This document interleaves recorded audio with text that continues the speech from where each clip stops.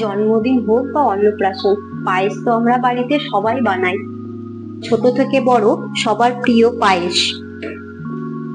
আজকে আমি দারুণ রাজকীয় স্বাদের পায়েস রেসিপি আপনাদের সাথে শেয়ার করব। এই রাজকীয় স্বাদের পায়েস খুব কম সময়ে সহজেই আপনারা বাড়িতে বানিয়ে নিতে পারবেন। খেতে কিন্তু খুব দারুণ লাগে।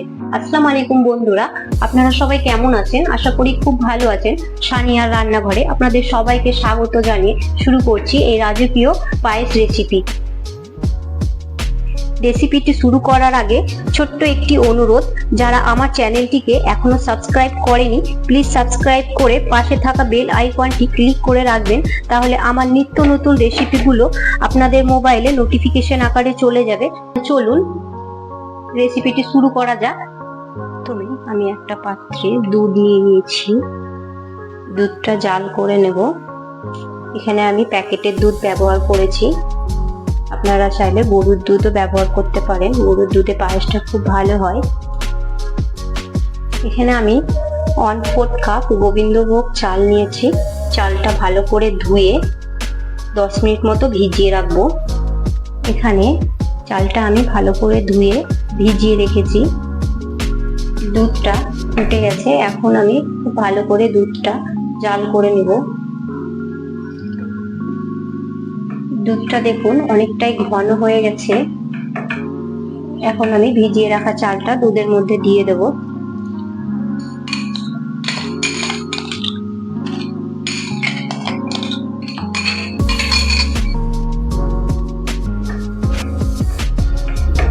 খুব ভালো করে নাড়তে হবে যাতে করে তলায় লেগে না যায়।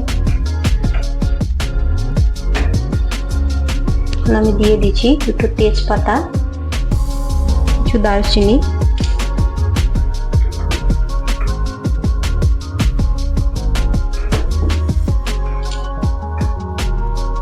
একবার করে এইভাবে নাড়িয়ে দিতে হবে। সাইডে যে সরগুলো, এখানে চালগুলো আমার সেদ্ধ হয়ে গেছে। এখন আমি ড্রাই ফ্রুটগুলো দিয়ে দেব। দিয়ে দিচ্ছি কেটে রাখা কাজু, কিশমিশ, দিয়ে দেব কিছু করে কেটে রাখা কিছু আমন্ড।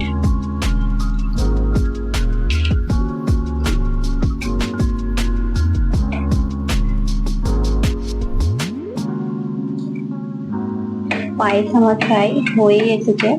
এখন আমি শেষে দিয়ে দিচ্ছি চিনি।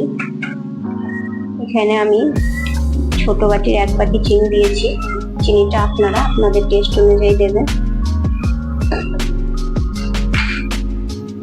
এখানে পায়েস আমার তৈরি হয়ে গেছে। এখন আমি দিয়ে দিচ্ছি খুব সামান্য একটু এলাচ পাউডার। এখানে আমি গোটা এলাচ ব্যবহার করিনি, দুটো এলাচ পাউডার ব্যবহার করেছি। এলাচ পাউডারটা দিলে খুব সুন্দর একটা গন্ধ আসে।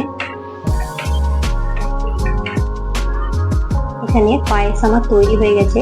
এখন আমি ওপর থেকে কিছু কেটে রাখা কাজু আর আমন্ড ওপর থেকে ছিটিয়ে দিচ্ছি।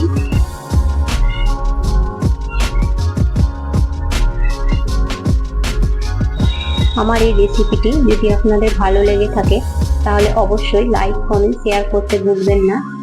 একবার হলেও বাড়িতে এই রেসিপিটি আপনারা করে দেখতে পারেন।